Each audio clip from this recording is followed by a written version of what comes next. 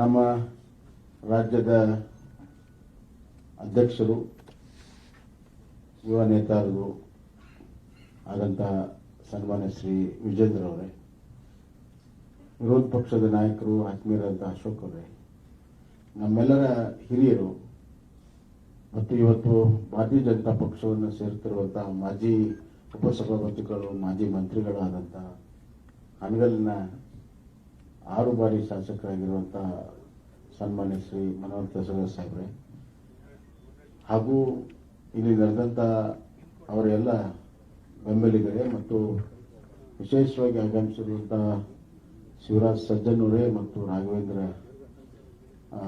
ತಹಸೀಲ್ದಾರ್ ಅವರೇ, ಹೆಚ್ಚಿಗೆ ಮಾತನಾಡುವಂಥದ್ದು ಏನಿಲ್ಲ, ತಮಗೆಲ್ಲ ಕೂಡ ಗೊತ್ತಿರುವಂತಹ ವಿಚಾರ. ತಹಸೀಲ್ದಾರ್ ಅವರು ಹನಗಲಿನ ಸುದೀರ್ಘವಾದ ರಾಜಕಾರಣದಲ್ಲಿ ನಾಯಕರಾಗಿದ್ದವರು. 1978ರಲ್ಲಿ ಮೊದಲನೇ ಬಾರಿ ಶಾಸಕರಾದರು.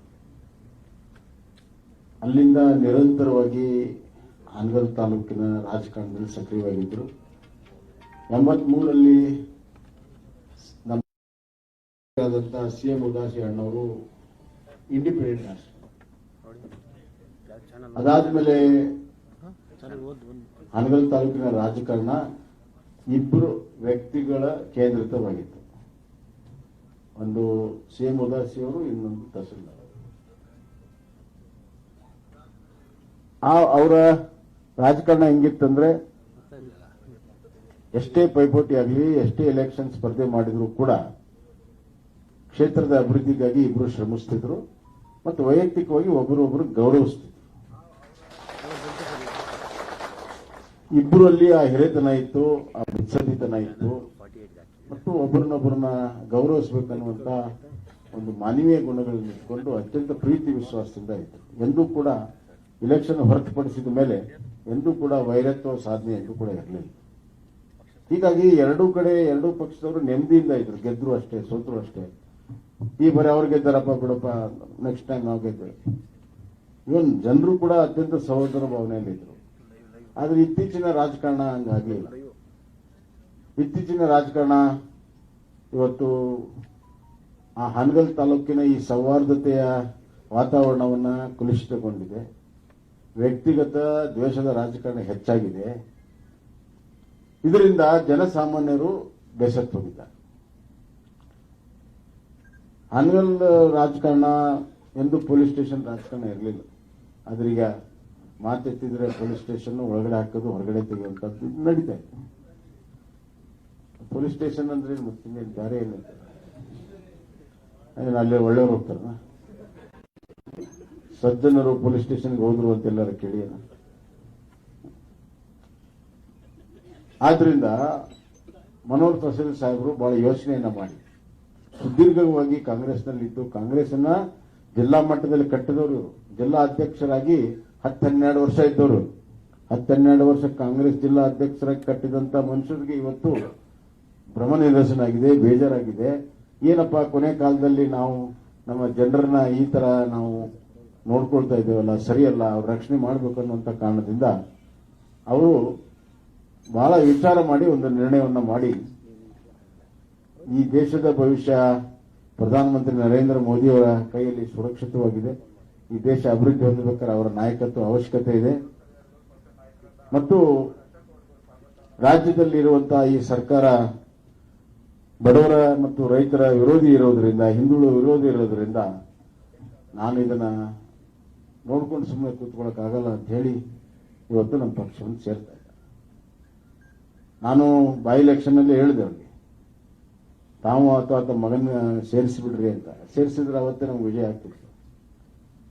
ತಡವಾಗಾದ್ರೂ ಚಿಂತಿಲ್ಲ, ಒಳ್ಳೆ ನಿರ್ಣಯವನ್ನು ಅವ್ರು ಮಾಡಿದ್ದಾರೆ. ನಾವು ಅವರು ಬಹಳ ಆತ್ಮೀಯರಾಗಿ ಇರೋದ್ರಿಂದ ಏನೂ ವ್ಯತ್ಯಾಸಗಳಿಲ್ಲ. ಜಿಲ್ಲೆಯ ರಾಜಕಾರಣಕ್ಕೆ ಒಂದು ದೊಡ್ಡ ಬಲ ಬಂದಿದೆ ಅಂತ ನಾನು ಹೇಳಕ್ಕೆ ಇಷ್ಟಪಡ್ತೇನೆ. ಮತ್ತು ಸಾಮಾಜಿಕ ನ್ಯಾಯದ ದೃಷ್ಟಿಯಿಂದಲೂ ಕೂಡ ಭಾರತೀಯ ಜನತಾ ಪಕ್ಷಕ್ಕೆ ಬಹಳ ದೊಡ್ಡ ಶಕ್ತಿ ಬರ್ತದೆ. ಮನೋಹರ್ ತಹಸೀಲ್ದಾರ್ ಸೇರಿದ್ರಿಂದ ದೊಡ್ಡ ಸಂಕೇತ ಆ ವರ್ಗದ ಜನರಿಗೆ ಹೋಗ್ತದೆ ಅಂತ ವಿಶ್ವಾಸ ನನಗಿದೆ. ನಾನು ಈ ಸಂದರ್ಭದಲ್ಲಿ ನಮ್ಮ ಹನಗಲ್ ತಾಲೂಕಿನ ಭಾರತೀಯ ಜನತಾ ಪಕ್ಷದ ನಾಯಕರು ಶಿವರಾಜ್ ಸಜ್ಜನ್ ಅವರು ಹಿಡಿದು ಎಲ್ಲ ನಾಯಕರಿಗೆ ನಾನು ಧನ್ಯವಾದಗಳನ್ನು ಹೇಳ್ತೇನೆ.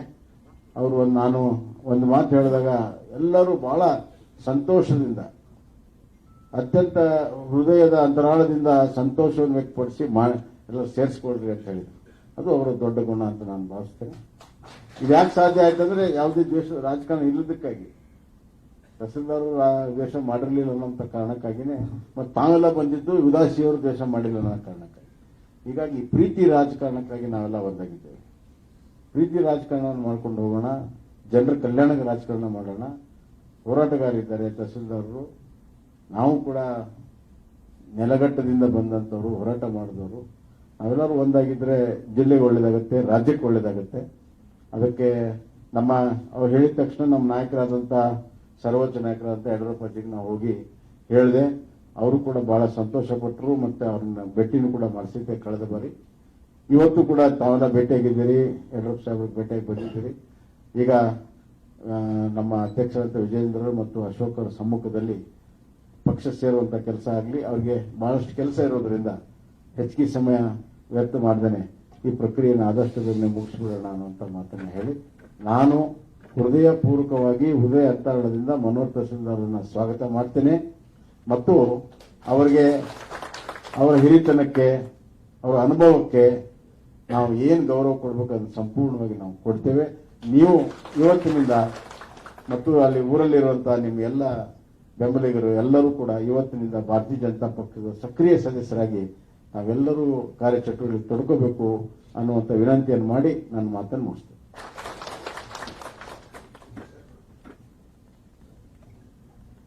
ಈಗ ಪಕ್ಷದ ಧ್ವಜವನ್ನು ನೀಡುವುದರ ಮುಖಾಂತರ ಮನೋಹರ್ ತಹಸೀಲ್ದಾರನ್ನ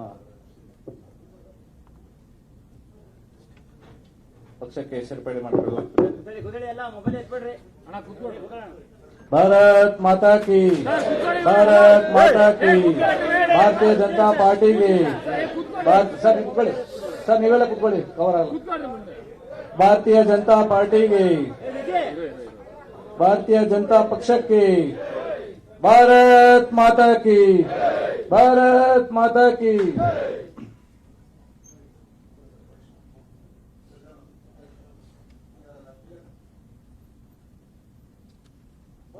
भारत माता की, भारतीय जनता पक्ष के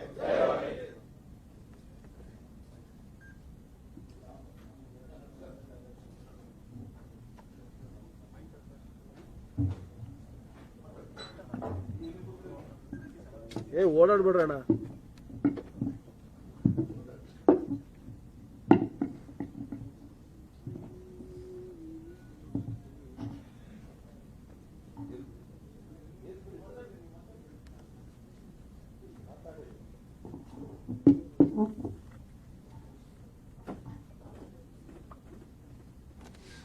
ಇಂದಿನ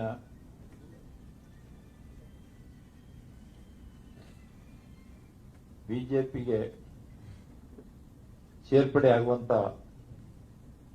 ಈ ಸುಸಂದರ್ಭದಲ್ಲಿ ವೇದಿಕೆ ಮೇಲೆ ಆಸೀನರಾಗಿ ಅಧ್ಯಕ್ಷತೆಯನ್ನು ವಹಿಸಿದಂತ ಕರ್ನಾಟಕ ರಾಜ್ಯದ ಬಿಜೆಪಿಯ ರಾಜ್ಯಾಧ್ಯಕ್ಷರು ಮತ್ತು ಗೌರವಾನ್ವಿತ ಶಾಸಕರು ಹಾಗೂ ಯುವ ಮಿತ್ರರಾದಂಥ ಮಾನ್ಯ ವಿಜೇಂದ್ರ ಅವರೇ ಹಾಗೂ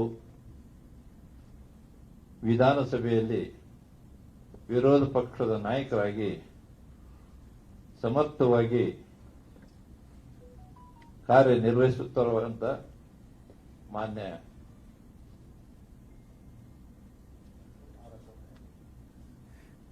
ಹಿಂದಿನ ಉಪಮುಖ್ಯಮಂತ್ರಿಗಳು ಆದಂತ ಮಾನ್ಯ ಆರ್ ಅಶೋಕ್ ಅವರೇ ಹಾಗೂ ನಮ್ಮ ಪಕ್ಕದ ಕ್ಷೇತ್ರದವರು ಮತ್ತು ನಮ್ಮ ತಾಲೂಕಿನ ಅಳಿಯಂದ್ರು ಹಾಗೂ ಕರ್ನಾಟಕ ಕಂಡ ಅಪ್ರತಿಮ ಮುಖ್ಯಮಂತ್ರಿಗಳು ಆಗಿದ್ದಂತ ಸನ್ಮಾನ್ಯ ಬಸವರಾಜ ಬೊಮ್ಮಾಯಿಯವರೇ ಹಾಗೂ ಮಾಜಿ ಶಾಸಕರಾದಂಥ ಸಜ್ಜನವರೇ ಮತ್ತು ಈ ಒಂದು ಸಂದರ್ಭದಲ್ಲಿ ಹಾವೇರಿ ಜಿಲ್ಲೆಯಿಂದ ಆಗಮಿಸಿದಂಥ ಎಲ್ಲ ಗಣ್ಯಾತಿ ಗಣ್ಯರೇ ಮತ್ತು ನನ್ನ ಅತ್ಯಂತ ಅಭಿಮಾನಿ ಬಳಗದವರೇ, ಪತ್ರಿಕಾ ಮಿತ್ರರೇ, ಇವತ್ತು ಬಹಳ ಸಂತೋಷದಿಂದ ಭಾರತೀಯ ಜನತಾ ಪಕ್ಷವನ್ನ ಸೇರ್ಪಡೆ ಆಗ್ತಾ ಇದ್ದೇನೆ. ಇದಕ್ಕೆ ಮುಖ್ಯ ಕಾರಣ ನಮ್ಮ ಬಸವರಾಜ ಬೊಮ್ಮಾಯಿ ಅವರು ನನಗಾದಂತ ಅನ್ಯಾಯವನ್ನ ಗ್ರಹಿಸಿ ನೀವು ಅಲ್ಲಿರೋದು ಸರಿಯಾದದ್ದಲ್ಲ, ನೀವು ನಿಷ್ಠೆಯಿಂದ 45 ವರ್ಷಗಳ ಕಾಲ ಕಾಂಗ್ರೆಸ್ನಲ್ಲಿ ಕೆಲಸ ಮಾಡಿದ್ರಿ, ಆದ್ರೆ ಊಟ ಮಾಡಿ ಎಲೆಯನ್ನು ಬೀಸಾಡದ ಹಾಗೆ ನಮ್ಮ ಸೇವೆಯನ್ನ ಅದನ್ನ ಲೆಕ್ಕಕ್ಕೂ ತೆಗೆದುಕೊಳ್ಳದೇನೆ ನಾನು ಸಿಟ್ಟಿಂಗ್ ಮೆಂಬರ್ ಆಗಿದ್ರೂ ಕೂಡ ನನಗೆ ಟಿಕೆಟ್ ಅನ್ನು ನಿರಾಕರಿಸಿ ಹೋಗ್ಲಿ ನನ್ನ ತಾಲೂಕಿನಲ್ಲಿ ಯಾರಿಗಾದ್ರೂ ಕೊಟ್ಟಿದ್ರು ನನಗೆ ಸಂತೋಷ ಇತ್ತು. ಅದು ಹಾಗೆ ಮಾಡಲಿಲ್ಲ. ಅವರು ಎಲ್ಲೋ ಹುಬ್ಬಳ್ಳಿಯವರು ಹೋಗ್ಲಿ, ಅವರಿಗೆ ಏನು ಇದ್ದೆಲ್ಲ ಪಾಪ ಕೊಟ್ಟು MLC ಇದ್ದವರು 4 ವರ್ಷ MLC ಇತ್ತು. ಇದ್ದಾಗನೂ ಕೂಡ ಅವರನ್ನ ನಮ್ಮ ತಲೆ ಮೇಲೆ ಹಾಕುವಂತ ಔಚಿತ್ಯ ಇರಲಿಲ್ಲ. ಆದ್ರಿಂದ ಬಹಳ ಬೇಸರ ಆಯಿತು. ಆದ್ರೂ ಕೂಡ ಅಲ್ಲಿಯ ವರಿಷ್ಠರ ಮಾತಿಗೆ ಮನ್ನಣೆ ಕೊಟ್ಟು ಅವರ ಪರವಾಗಿ ಕೆಲಸ ಮಾಡಿದೆ 2018ರಲ್ಲಿ. ಆದರೆ ನನ್ನ ಸೇವೆಯನ್ನು ಅವರು ಪರಿಗಣಿಸಲೇ ಇಲ್ಲ ಮತ್ತು ಅವರು ಸೋತಾಗ ಮತ್ತೆ ನಮ್ಮ ಮೇಲೆ ಗುಬ್ಬಿನ ಕುಂದಿರ್ಸಿದ್ರು. ಅವರೇ ನಮ್ಮ ಸೋಲಿಸಿದ್ರು ಅಂತ ಗುಬ್ಬಿಯನ್ನು ಕುಂದಿರ್ಸಿದ್ರು. ಆದ್ರಿಂದ ಅದು ಒಂದು ಬೇಸತ್ತು. ಆಮೇಲೆ ನನ್ನ ಮಗ ಜಿಲ್ಲಾ ಪಂಚಾಯಿತಿ ಸದಸ್ಯ, ಅವನಿಗೆ ಅಧ್ಯಕ್ಷ ಮಾಡಬೇಕು ಅನ್ನೋಂಥ ಅವಕಾಶ ಬಹಳಷ್ಟು ಜನ ಹೇಳಿದ್ರು. ಇಲ್ಲ ಮಾಡ್ರಿ, ವಕೀಲರದಾರ, ಯುವಕರದಾರ, ಮಾಡ್ರಿ ಅಂತ ಬಹಳಷ್ಟು ಜನ ಹೇಳಿದ್ರು. ನಾನು ಅವತ್ತು ಮಂತ್ರಿ ಆಗಿದ್ದೆ, ಅದ್ರಾಗ ಉಸ್ತುವಾರಿ ಮಂತ್ರಿ ಕೂಡ ಆಗಿದ್ದೆ ಹಾವೇರಿ. ಹಾಗಿದ್ದಾಗೂ ಕೂಡ ಸ್ಥಳೀಯ ರಾಜಕಾರಣದಿಂದಾಗಿ ಇಲ್ಲ ನಾವು ಮುಂದಿನ ಸಾರಿ ಮಾಡ್ತೀವಿ, ಈಗ ಬೇಡ, ಒಂದೇ ಮಂಚನಕ್ಕನ ಎಲ್ಲ ಪವರು ಕೇಂದ್ರೀಕೃತ ಆಗ್ತೈತಿ ಅಂತ ಒಂದು ಉದಾತ್ತ ಭಾವನೆಯನ್ನು ನನಗೆ ಹೇಳಿ ಮುಂದಿನ ಸಾರಿ ನಾವು ಮಾಡ್ತೇವೆ, 1 ವರ್ಷ ಅಂತ ಹೇಳಿದ್ರು. ಅದನ್ನು ಕೂಡ ತಪ್ಪಿಸಿದ್ರು. 3 ಸರಿ ಅವಕಾಶ ಮಾಡಿಕೊಟ್ರು. ಪಕ್ಷದ ವರಿಷ್ಠರು ನಿರ್ದೇಶನ ಕೊಟ್ಟಾಗಲೂ ಕೂಡ ಅದನ್ನ ಧಿಕ್ಕರಿಸಿ ತಮಗ್ ಬೇಕಾದವ್ರನ್ನು ಮಾಡುವಂತ ಒಂದು ಹುನ್ನಾರ ನಡೀತು. ಅದನ್ನು ಕೂಡ ಬಹಳ ಬೇಸರದಿಂದ ಅದನ್ನು ತಗೊಂಡೆ. ಆದ್ರೂ ಕೂಡ ನಂತರ ದಿನಗಳಲ್ಲಿ ನಿಮಗೆ MLC ಮಾಡ್ತೀವಿ, ಅದು ಮಾಡ್ತೀವಿ, ಇದು ಮಾಡ್ತೀವಿ ಅಂತೆಲ್ಲ ಭರವಸೆ ಕೊಟ್ಟರು. ಆದ್ರೂ 5 ವರ್ಷ ಕಾಯ್ದೆ, ಏನೂ ಮಾಡಲಿಲ್ಲ. ನಿರಾಶೆ ಆಯ್ತು. ಇನ್ನು ಮುಂದೆ ಇದರಲ್ಲಿದ್ರೆ ಏನು ಪ್ರಯೋಜನ ಆಗಲ್ಲ. ನಿರಂತರವಾಗಿ 45 ವರ್ಷಗಳ ಕಾಲ ನಾನು ಆ ಪಕ್ಷದಲ್ಲೇ ಸೇರಿದ್ದೆ. ಆ ಪಕ್ಷ ಅಷ್ಟು ವರ್ಷ ಕಾಲ ಇದ್ದೆ. ನನ್ನ ಸೇವೆಗೆ ಬೆಲೆ ಇಲ್ಲ ಅಂತ ಪರಿಗಣಿಸಿ ನಮ್ಮ ಅತ್ಯಂತ ಆತ್ಮೀಯರಾದಂಥ ಸನ್ಮಾನ್ಯ ಬಸವರಾಜ ಬೊಮ್ಮಾಯಿ ಅವರು ನನಗೆ ಹೇಳಿದರು, ಇವತ್ತು ಕೂಡ ಅಷ್ಟು ದೊಡ್ಡ ಸ್ಥಾನಮಾನವನ್ನು ಹೊಂದಿದವರು ಆಗಿದ್ರು ಕೂಡ ಬಾ ಅಣ್ಣ ಅಂತ ಕರೀತಾರೆ. ನನಗೆ ನಮ್ಮ ಹಿರಿಯರು ಅಂತ ಸಂಬೋಧನೆ ಮಾಡಿದ್ರು. ಇಷ್ಟು ಗೌರವ ಕೊಡುವಂತ ವ್ಯಕ್ತಿ ಜೊತೆಗೆ ನಾನು ಇನ್ನು ಮುಂದಿನ ನನ್ನ ಜೀವಿತಾವಧಿಯನ್ನು ಅವ್ರ ಜೊತೆ ಕಳಿಬೇಕು ಅಂತ ಹೇಳಿ ನಾನು ವಿಚಾರ ಮಾಡಿ ನಾನು ಒಂದೇ ಮಾತು ಹೇಳಿದೆ, ಸರ್ ನಾನು ನಿಮ್ಗೆ MP ಟಿಕೆಟ್ ಕೇಳಲ್ಲ, MLA ಟಿಕೆಟ್ ಕೇಳಲ್ಲ, ಮತ್ತೆ ನನಗೇನಾದ್ರು ಸ್ಥಾನಮಾನ ಕೊಡ್ರಿ ಅಂತ ನಾನಂತೂ ಕೇಳಲ್ಲ. ನಾನು ನಿಮ್ ಜೊತೆ ಗೌರವಿತವಾಗಿ ಇರಕ್ಕ ನನ್ಗೊಂದು ಅವಕಾಶ ಮಾಡಿಕೊಡ್ರಿ ಅಷ್ಟೇ ನನಗೆ ಅಂತ ಹೇಳಿ. ಅದ್ರ ಜೊತೆಗೆ ನಮ್ಮ ತಾಲೂಕಿನಾಗ ಇರುವಂತ ಏನು ಬಿಜೆಪಿ ಮುಖಂಡರುಗಳಿದ್ದಾರೆ, ಅವರು ನಾವು ಬರೋದ್ರಿಂದ ಅವ್ರಿಗೆ ಏನಾರ ಬೇಸರ ಆಗ್ಬೋದೇನೋ, ಅಥವಾ ಏನಪ್ಪ ಇವರು ನಮ್ಮ ಅವಕಾಶಗಳನ್ನು ಕಿತ್ಕೊಳ್ಳಕ್ ಬರಕತ್ತಾರಪ್ಪ ಅಂತ ಭಾವನೆ ಬರಬಾರ್ದು ಅನ್ನೋ ದೃಷ್ಟಿಯಿಂದ ನಾ ಹೇಳಿದೆ, ಅವ್ರನ್ನ ಕೇಳ್ರಿ, ನಮ್ಮ ತಾಲೂಕಿನವ್ರ ಮುಖಂಡರನ್ನ ಕೇಳ್ರಿ, ಅವ್ರು ಒಪ್ಪಿಗೆ ಇದ್ರು ನಾ ಖಂಡಿತವಾಗಿನೂ ನಿಮ್ಮ ಮಾತಿಗೆ ಗೌರವ ಕೊಟ್ಟು ಬಂದು ನಾನು ಸೇರ್ತೇನೆ ಅಂತ ಹೇಳಿದೆ. ಆ ಪ್ರಕಾರ ಅವ್ರು ಮಾಡಿದ್ರು. ನಾನು ಸುದೈವ ಅಂತ ನಾನು ತಿಳ್ಕೊಂತೇನೆ. ಸುಮಾರು 40 ವರ್ಷಗಳ ಕಾಲ ನಾವು ಉದಾಸಿಯವರು ಎದುರಾಳಿಗಳಾಗಿ ಒಂದ್ಸರಿ ನಾವು ಬರ್ತಿದ್ವಿ, ಒಂದ್ಸರಿ ಅವ್ರು ಬರ್ತಿದ್ರು, ಒಮ್ಮೊಮ್ಮೆ ಅವರು ಸೀನಿಯರು, ನನ್ಗಿಂತ ದೊಡ್ಡವರು ಅವರು. ಆದಾಗ್ಯೂ ನಾವು ಅಭಿವೃದ್ಧಿಯಲ್ಲಿ ಪೈಪೋಟಿ ಮಾಡ್ತಿದ್ವಿ ಹೊರತು ವೈಯಕ್ತಿಕವಾದ ಪೈಪೋಟಿ ಇದ್ದಿಲ್ಲ.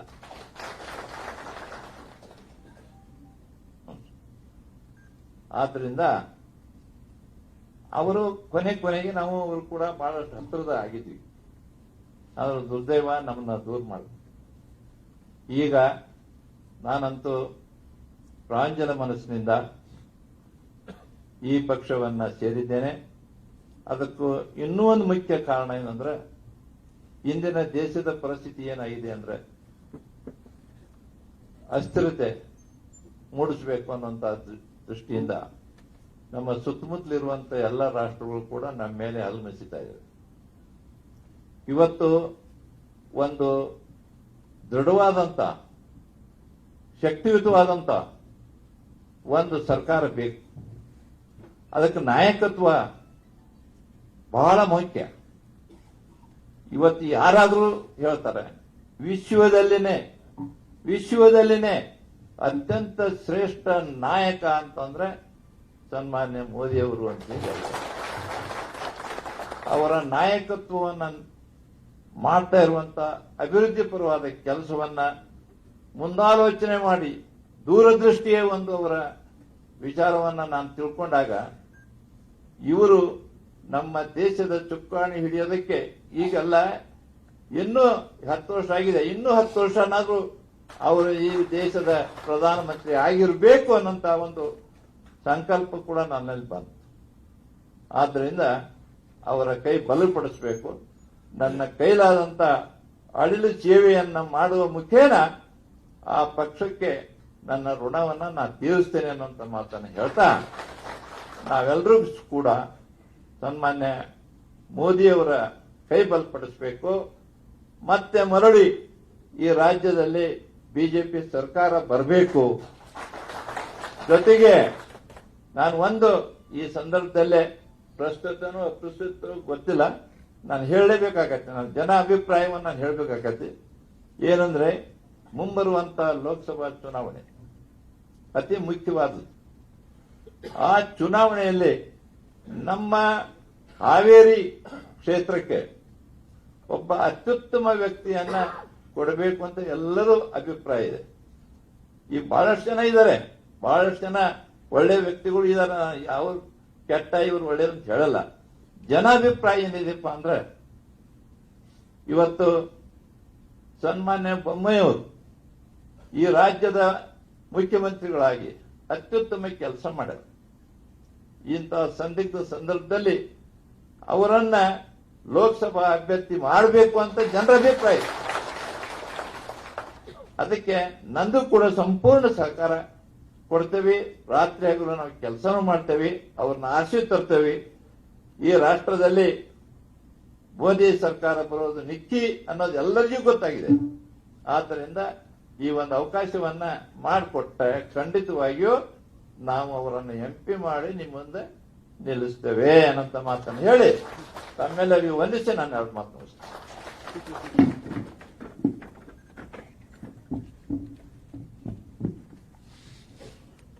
ಎಲ್ಲರಿಗೂ ನಮಸ್ಕಾರ. ಪಕ್ಷ ಸೇರ್ಪಡೆ ಈ ಒಂದು ಕಾರ್ಯಕ್ರಮದಲ್ಲಿ ವೇದಿಕೆ ಮೇಲೆ ಆಸೀನರಾಗಿರ್ತಕ್ಕಂಥ ಮಾಜಿ ಮುಖ್ಯಮಂತ್ರಿಗಳು, ನಮ್ಮೆಲ್ಲರ ನಾಯಕರಾಗಿರ್ತಕ್ಕಂಥ ಮಾನ್ಯ ಶ್ರೀ ಬಸವರಾಜ ಬೊಮ್ಮಾಯಿಜಿರವರೇ, ವಿರೋಧ ಪಕ್ಷದ ನಾಯಕರು ಹಿರಿಯರಾಗಿರ್ತಕ್ಕಂಥ ಮಾನ್ಯ ಶ್ರೀ ಆರ್ ಅಶೋಕ್ ರವರೇ,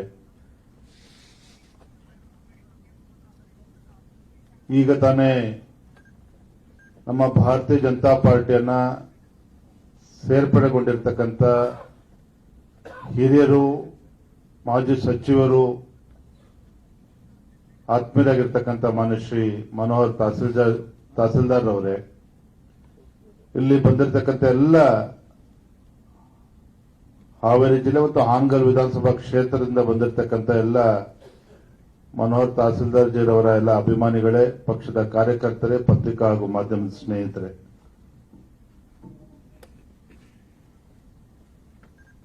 ಹಾವೇರಿ ಜಿಲ್ಲೆಯ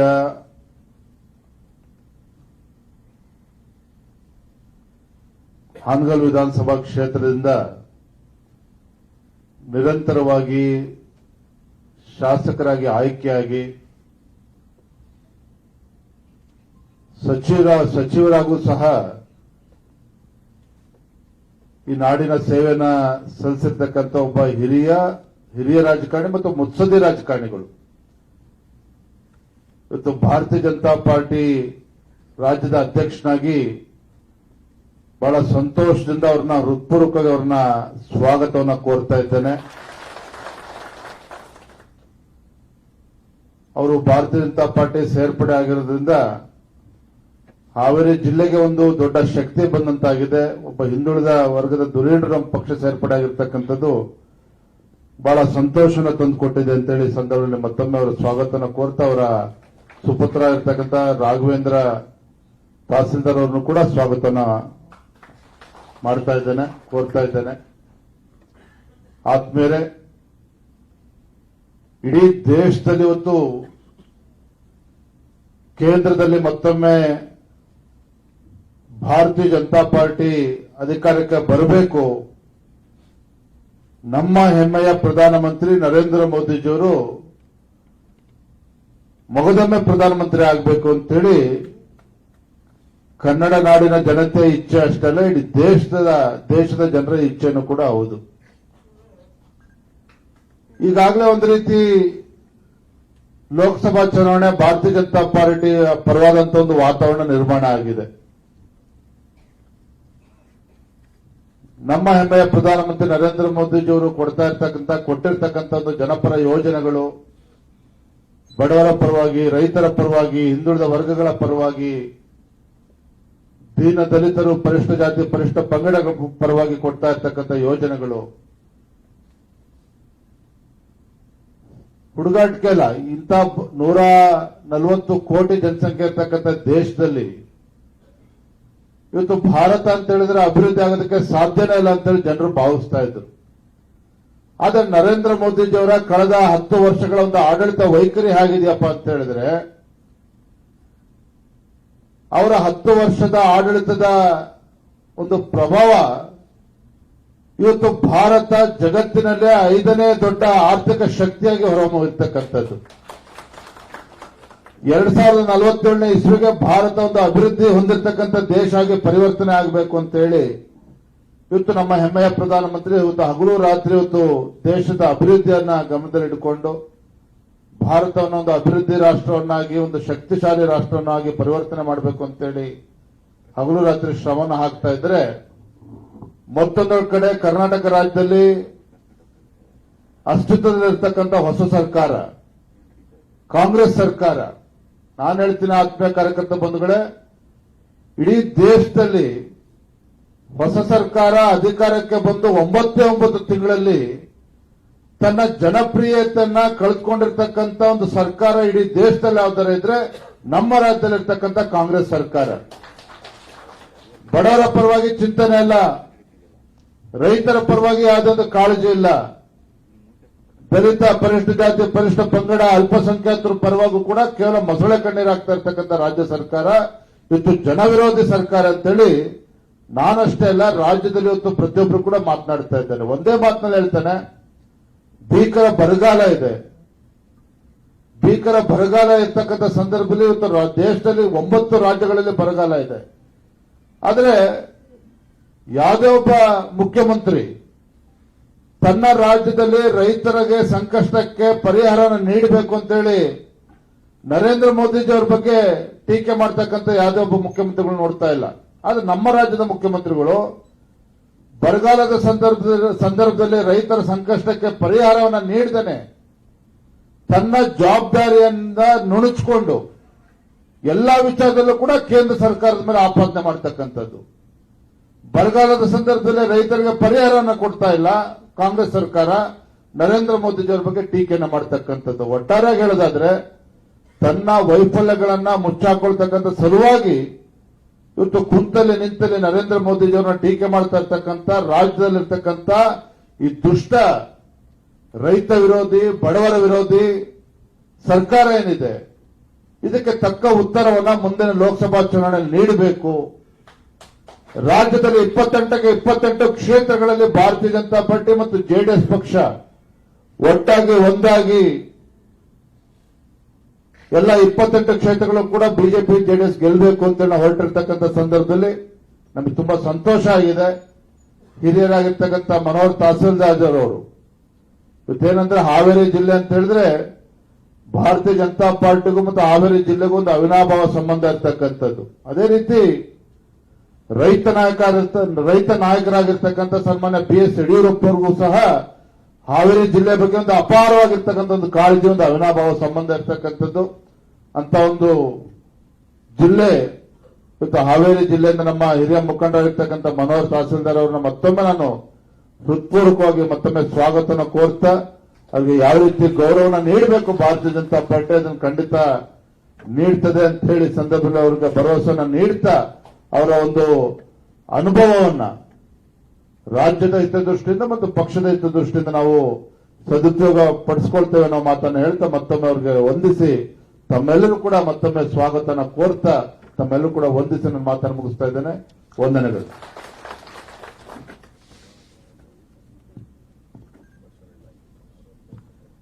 ಎಲ್ರಿಗೂ ಧನ್ಯವಾದಗಳು. ಪತ್ರಿಕಾ ಹಾಗೂ ಮಾಧ್ಯಮ ಸ್ನೇಹಿತರು ಕೂಡ ಮತ್ತೊಮ್ಮೆ ನಾನು ಈ ಸಂದರ್ಭದಲ್ಲಿ ವಂದನೆಗಳನ್ನು ಸಲ್ಲಿಸ್ತಾ ಇದ್ದೇನೆ. ನಮಸ್ಕಾರ.